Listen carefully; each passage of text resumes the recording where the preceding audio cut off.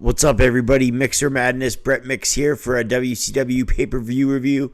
This is a new thing I'm doing right now. I usually do the Monday Night Wars, but right now I'm going to review pay-per-views from WCW, WWF during the Monday Night Wars.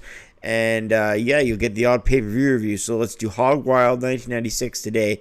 This took place right around the time the nWo was heating up in the wrestling world, especially WCW. It's a unique event. It was an outdoor show.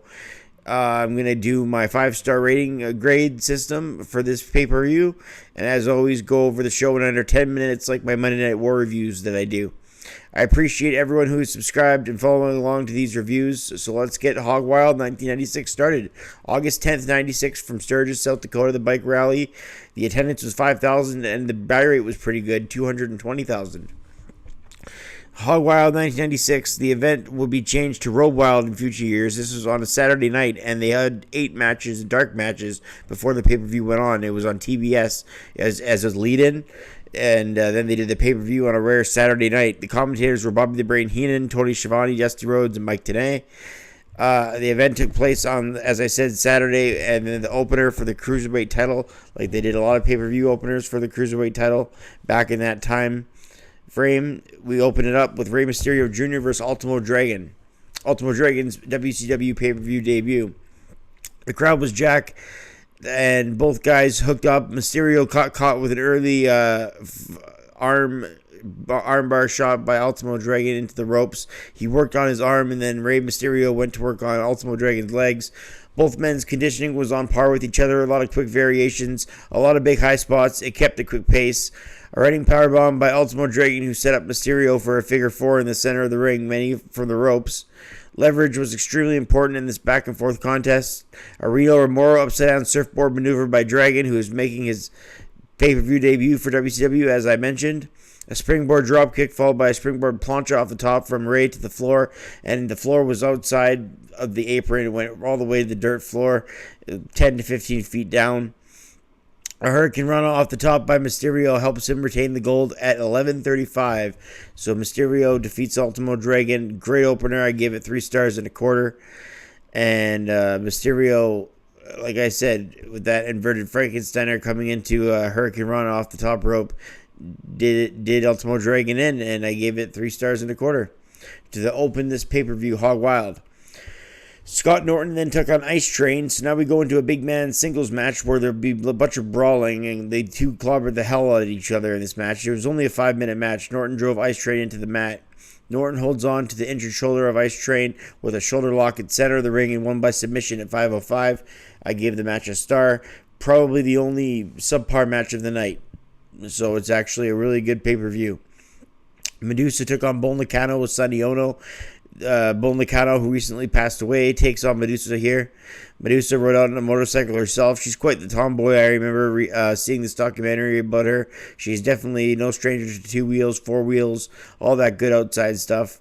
So she's right in her environment, in the ring, outdoors, at a bike rally, wrestling. Nakano has her hair spiked up like she did most of the time. A double leg pickup, and then an inverted surfboard by Nakano as she goes for a suplex. Laying Medusa's legs on the ropes, then hit a DDT, a snapmare, then a headlock. Medusa with a spinning heel kick, and the fans burly behind her. Off the rope, she catches a clothesline, and Nakano ducked a leg kick. Standing switch into a German suplex, only a 2 count. Nakano with a side suplex to Medusa. She kicked out too. Sonny Ono went to attack the bike of Medusa with a sledgehammer, so she responded by doing the same. Medusa gets the win at 5:21.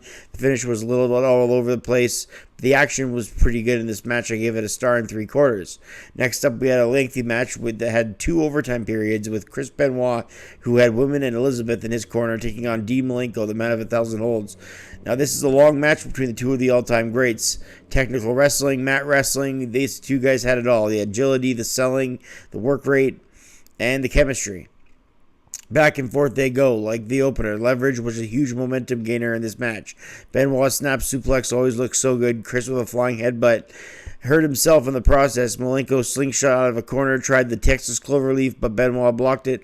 Malenko with a crossbody to Chris, takes him over for the top rope to the apron below, not to the dirt like the Mysterio match, but still to the apron below where the mat is around the ringside.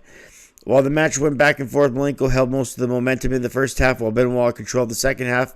The time limit bell rang at 20 minutes, and then we had 2 overtime periods. Tilt-a-whirl backbreaker to Malenko. Chris then set him up for the Texas Cloverleaf. Malenko with an enziguri to Benoit, who pushed him into the corner. Another 5-minute interval of overtime started as first overtime didn't resolve anything to 25 minutes. So he did another one to go to 30 minutes for double overtime. Benoit wins the end when he countered Malenko's Texas Cloverleaf with help from women in the corner. In totality, Benoit wins at 26-55. A classic between the two. I give it 4 stars. Grueling performance by both guys. Harlem Heat defended their tag titles with Colonel Robert Parker and Sister Sherry against the Steiner brothers. The Steiners came to play in this one, looking to become the new World Tag Team Champions. Fans kept revving the bikes during the match, while the night got darker slowly but surely. Big-time power moves in this one by both teams, just a lot of toughness being portrayed by both guys. Both tandems, I should say. This match went back and forth, a lot of power moves by both teams. Booker T with a spinneroonie and a Harlem sidekick. Stevie Ray with a backbreaker to the Rick Steiner in the corner, while Colonel Parker looked on. Who loved the offense by the Harlem Heat. Booker T tagged in and went for a hangover from the top, but he missed. Scott then got a hot tag, and he was fresh coming in, dominating both members of Harlem Heat with a waistlock suplex. Then a breakup by Harlem Heat. Powder goes into the eyes from the outside from Parker to Scott Steiner, then a cane shot to Scott. Harlem got the victory and retained the titles at 17:53. I gave the match 2 stars and 3/4 as Harlem Heat retained the tag team titles. Next up, we got the U.S. title match between Ric Flair, who had Woman and Liz in his corner, against Eddie Guerrero. They billed this as the biggest match in the career of Eddie Guerrero, which is... He's wrestled some big matches before this, so that's a big statement to make. Eddie with a ton of momentum early, Flair pushing him with the official, and then finds himself solace with the ladies on the outside. Eddie Guerrero held on to a side headlock to ground Flair into the corner, down onto the mat, but H pushed him down. Eddie kicked up, and Flair knows he's in a big fight here. This match was really good, probably the best they had together. They wrestled on Nitro a few times too. There's a great bit of competition between the two. Flair begged off Eddie's offense, hit him with a low blow and a thumb to the eye, so the dirtiest player in the game kept that tagline. Eddie went to the top for a frog splash, but landed on his own knee, so Ric Flair softened him up that knee, went for the figure 4 leg lock. Woman on the outside helped Flair get the pinfall by holding his arms down, or holding Eddie's legs down on the ropes, and then holding the other lady held Ric Flair's arms for leverage. And Ric Flair defeated Eddie Guerrero, retaining the title at 14-17, the U.S. belt, and I gave the match 3 stars. Outsiders then took on Sting and Luger. Kevin Nash and Scott Hall came out for the first time on pay-per-view as members of the New World Order. Hall and Nash made frequent tags in this one. The night is now dark for the first time in this event. Always cool when outside events go dark. In the end, at 14:36, the Outsiders won when Nick Patrick gave Scott Hall a fast count on Luger. Nash and Hall needed to look strong. They did. They were the winners in this one.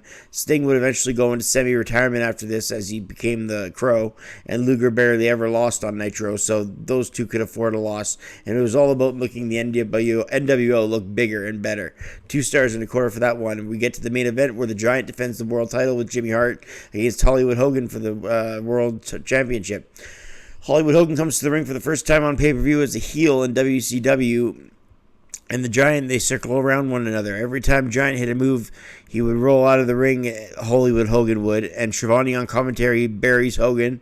Kids in attendance still cheered for Hogan at the time, but it's hard to erase a whole decade of cheering for Hogan based on the last few Nitros, so some still cheered for Hogan.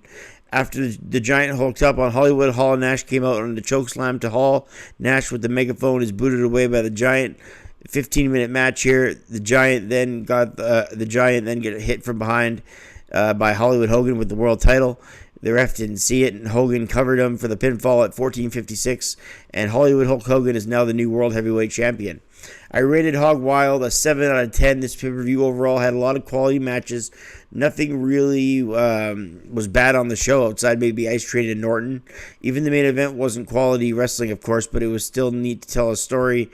And there was a lot of Matt classics on the night, and the NWO going over and being booked strong was extremely important. I really felt the order of the booking of these matches was really done well as well. So that does it for WCW Hog Wild 1996. I recommend the show for anyone watching. Hit like and subscribe if you enjoy these wrestling reviews. I'm Brett Mix, and we'll see you at Fall Brawl 96 for the next review. And I'm out.